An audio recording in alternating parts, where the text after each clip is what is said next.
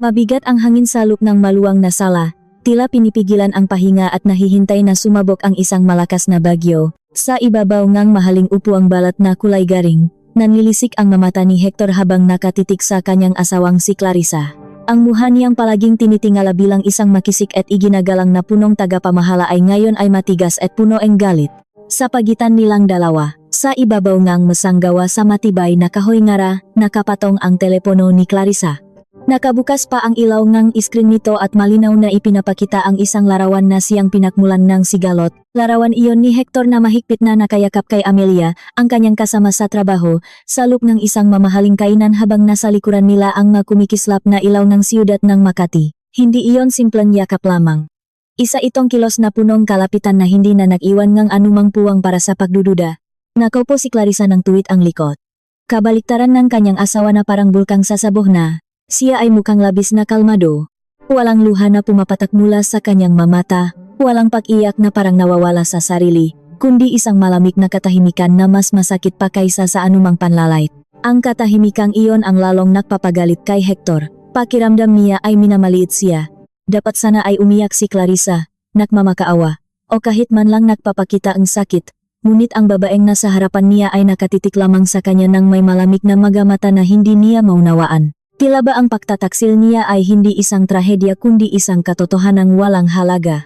Saan mo nakuha ang larawang iyan? Sigaw ni Hector na basak ang katahimikan. Umalingaw-ngaw ang boses niya sa malawak na silid na puno ang makagamitang galing pa sa ibang bansa. Kumuha kang tao para manmanan ako, niyapakan mo ang aking karapatan sa sariling buhay. Mapait na napaisip si Clarissa.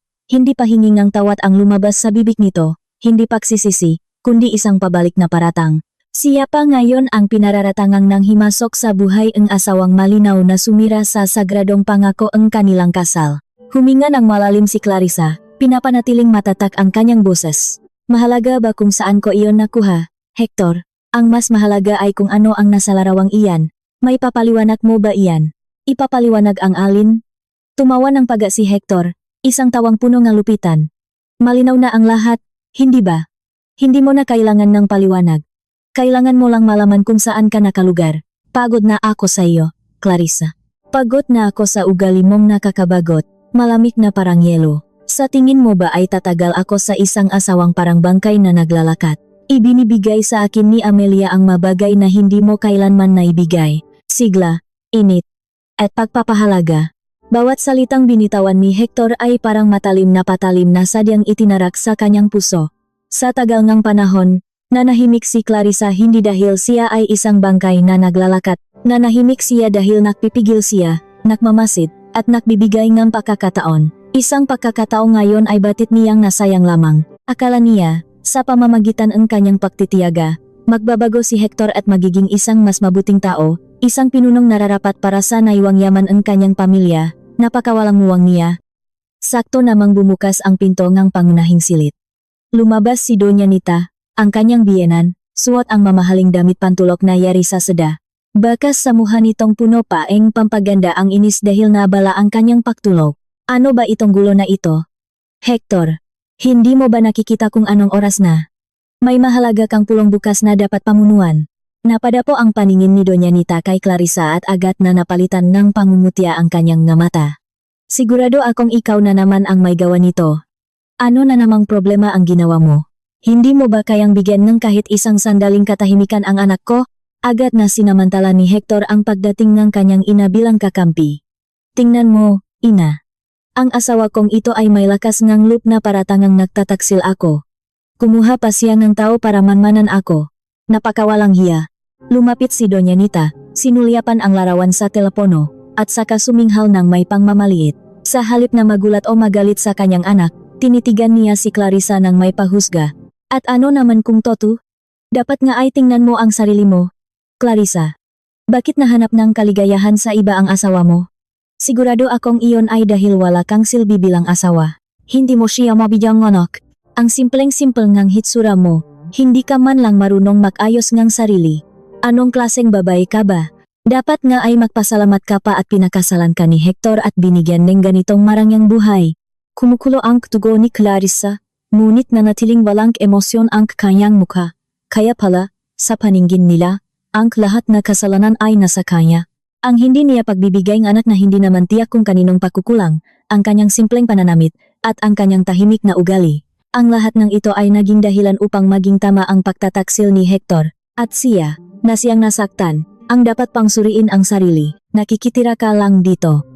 Walang utang na loob, sigaw ni Doña Nita habang dinuduro ang muka ni Clarissa. Ang bahay na ito, ang kotseng ito, lahat ng ginagamit mo ay galing sa pawis ng anak ko. Wala kang karapatang diktahan ang buhay niya. Tinitigan ni Clarissa ang matandang babae, at saka lumipat sa kanyang asawa na ngayon ay nakatayong puno ng pagmamalaki. Nararamdamang nasa tama siya. Ganito pala sila, ito ang tunay na muhangang pamilyang sinubukan niyang igalang sa loob ng 3 taon. Mapagmataas, makasarili, at mababa ang tingin sa kanya na parang siya ay isang alikabok lamang. Ang lahat ng maskarangang kabutihan at imahangang kagalang-galang na pamilya na ipinapakita nila sa labas ay gumuho sa kanyang harapan ngayong gabi. Tama na. Pakiramdam ni Hector ay siya ang nakwagi. Naglakat siya palapit kay Clarissa, tinitigan siya mula ulo hanggang paa ng may pagmamataas. Sawa na ako sa iyo. Ayaw ko nang makita ang mukha mo sa silid ko ngayong gabi. Bulong niya, mababa ang boses at puno ng pagbabanta. Ngayong gabi, doon ka matutulog sa bodega sa likod, hanggat hindi ka humihingi ng tawad at lumuluhod sa harapan ko dahil sa pangahas mong pagbintang sa akin, huwag mong asahang makakabalik ka pa sa ating silid. Ang utos na iyon ay napakatigas at napakapanlait. Matulog sa bodega na parang isang katulong na nakagawa ng malaking kasalanan. Lumuhod sa kanyang paanan na parang isang alipin na nagmamakaawa sa kanyang Panginoon.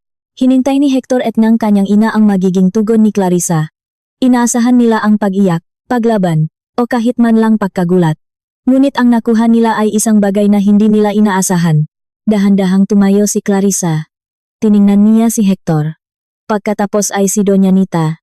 Isang manipis at mahiwagang ngiti ang gumuhit sa kanyang mga labi. Isang ngiting hindi nagpapakita ng sakit o takot, kundi isang kakaibang bagay. Isang bagay na hindi sinasadyang nagdulot ng kilabot sa kanilang dalawa. Pagkatapos, sa isang kalmado at malinaw na boses, sumagot siya, sige, kung iyan ang gusto ninyo. Ang isang pangungusap na iyon ay nagpatigil kina Hector at Doña Nita. Iyon lang, walang gulo, walang paglaban. Tinalikuran sila ni Clarissa at naglakat patungo sa pinto sa likod na patungo sa bodega nang hindi man lang lumilingon. Ang kanyang mahakbang ay matatak at walang pagmamadali. Ang kanyang napakakalmadong kilos ay tila isang malaking sampal sa pagkatao ni Hector. Parang walang anuman sa kanya ang parusang ibinigay nito. Patuloy na naglakat si Clarissa sa madilim na pasilyo patungo sa likurang bahagi ng bahay. Ang pinto ng bodega ay gawa sa luma at mabigat na kahoy. Binuksan niya ito ng walang pag-alinlangan. Sinalubong siya agad ng amoy ng alikabok at lumang gamit. Madilim at kulop ang silid na iyon. Puno ang nga patong-patong na lumang kagamitan na hindi na ginagamit. Mga sirang upuan, mga kahon na naglalaman ng malumang kasulatan, at mga laruan ni Hector noong bata pa siya na matagal na niyang kinalimutan. Ito ang tapunan, lugar para sa lahat ng bagay na itinuturing na wala ng halaga. Sakto sa kung paano nila siya tinatrato. Nang sumara ang pinto ng bodega sa kanyang likuran, pinuputol ang ugnayan niya sa mundong puno ng huwat na karangyaan. Nawala ang ngiti sa mukha ni Clarissa. Ang mukha niyang kalmado kanina ay napalitan ng lamig at tigas na parang bakal. Ang kanyang mamata na walang emosyon kanina ay ngayon ay matalim na kumikislap sa dilim. Hindi niya binuksan ang ilaw. Sapat na ang liwanag ng buwan na pumapasok mula sa nag-isang maliit na bintana sa itaas. Dinukot niya ang kanyang bulsa hindi para kumuha ang panyo, kundi isang bagay na hindi kailanman nalaman ni Hector o ang sinuman sa bahay na ito, isang pangalawang telepono. Isang manipis at itim na telepono na walang mga laro o aliwan, kundi naglalaman lamang ng mga lihim na numero at daan patungo sa isang mundong hindi nila kailanman naisip. Mabilis na gumalaw ang kanyang mga daliri sa ibabaw ng screen para magbukas ng isang lihim na lagayan ng mensahe. Nagtipa siya ng isang maikling mensahe para sa taong nakapangalan na David.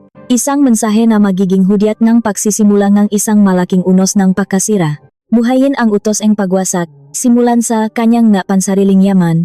Matapos may padala ang mensahe, ibinalik niya ang telepono sa kanyang bulsa.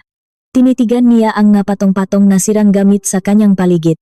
Akala nila, sa pagkakakulong sa kanya rito, naparusahan at naibaba nila ang kanyang pagkatao. Maling-mali sila. Hindi sila nakulong ng isang mahinang tupa. Kagigising lang nila sa isang natutulok na leon sa loob ng sarili nitong kaharian. Ang gabi sa bodegang ito ay hindi isang parusa. Ito ay isang pagpapahayag ng digmaan. Tinitigan ni Clarissa ang maliit na bintana kung saan sumisilip ang liwanag ng buwan. Ang naalikabok na lumilipat sa hangin ay tilam nga saksi sa kanyang sumpa. Anong klaseng impyerno kaya ang bubungat kay Hector pagdating ng umaga, kapag natuklasan niyang ang lahat ng pinakmamalaki niyang yaman ay naging abo na lamang? Sa gitna ngang nakasusulasok na dilim ng bodega, naglakbay ang isip ni Clarissa pabalik sa nakaraan. 3 taon na ang nakalilipas, sa isang maaliwalas na hardin sa likod ng pagamutan. Mahigpit na nakahawak sa kanyang kamay ang kanyang amang nakaratay sa upuang degulong. Ang mukha nitong puno ang karunungan ay bakas na ang labis na pagod, ngunit ang mga mata nito ay patuloy na nag-aalap sa talas ng isip. Nang panahong iyon, ang kanyang ama na si Don Arturo Larasati, ang nagtatag ng Larasati pangkat ng manegosyo, isang higanteng samahan ng makumpanya na siyang pangunahing nakmamayari ng kumpanyang pinagtatrabahuhan ni Hector, ay nagbigay sa kanya ng isang hindi pangkaraniwang habilin. Anak, alam kong mahal mo si Hector, wika ng kanyang ama sa isang paos na tinik. Ipinasuri ko na ang kanyang pagkatao at pinakmulan. Matino siyang lalaki, may pangarap, at masipag. May kakayahan siyang maging isang magaling na pinuno. Ngunit hindi sapat ang kakayahan lamang. Anak, ang pinakamahalaga sa lahat ay ang mabuting pag-uugali. Ang kapangyarihan ay parang isang martilyo. Sa tamang kamay, maaari itong makabuo isang palasyo.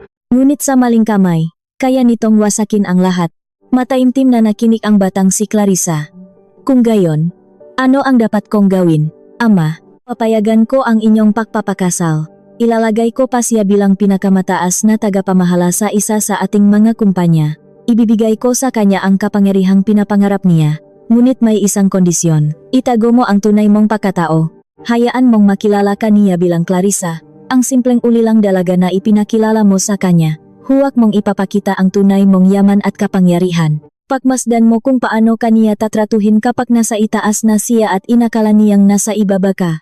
Iyon ang tunay na pagsubok sa kanyang pagkatao. Kung patuloy kaniyang mamahalin, igagalang, at magiging isang matalinong pinuno, ang buong yaman na ito ay mapapasa inyong dalawa. Ngunit kung maging mapagmataas siya, maliitin ka, at abusuhin ang kanyang kapangyarihan, alam mo na ang dapat mong gawin, anak. Bawin mo ang lahat ng narapat na sa iyo. Ang habiling iyon ang naging gabay ni Clarissa sa loob ng 3 taon nilang pagsasama. Ginampanan niya ng buong husay ang papel ang isang simpleng asawa. Nagtimpi siya ng ipagmalaki ni Doña Nita ang mamahaling bag na binili gamit ang salaping sa tutulang ay sa kanya nakmula. Ngumiti lamang siya ng may pagtitiyaga habang ipinagmamalaki ni Hector ang manakamit nito sa kumpanya nang hindi man lang nalalaman.